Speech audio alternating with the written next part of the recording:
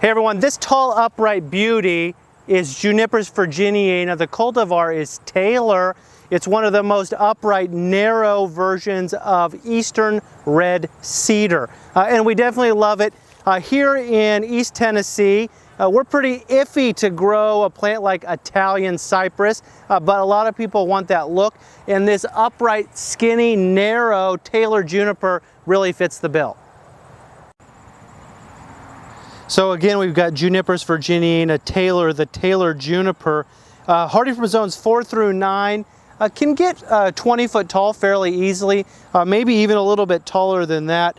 Spread, typically we see it listed as 3 to 4 foot wide, which is pretty accurate, but under the right conditions, if you are careful to maintain that central leader, you're going to be maybe even a little bit more narrow than that as things start to mature.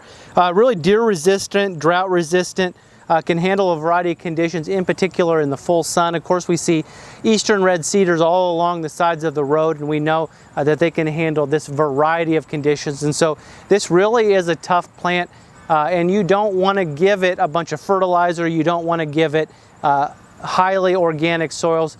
Really planting it in a tough spot is going to make this look the way you want it to look, but also it's going to perform just fine in those areas. Really likes those dry soils. In particular, well drainage is it's a fan of, but we're not really picky about the spots that we put this in. So Juniperus virginiana, the cultivar is Taylor.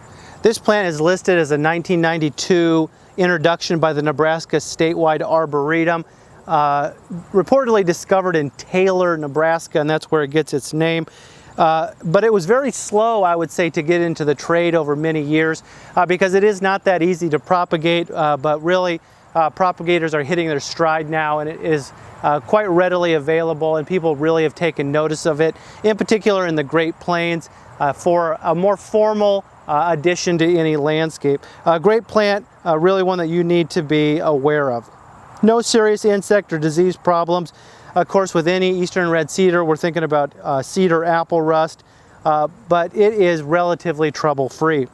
Here's a landscape tip. This is a narrow landscape accent specimen that is good to flank entrances or can be used as a narrow screen.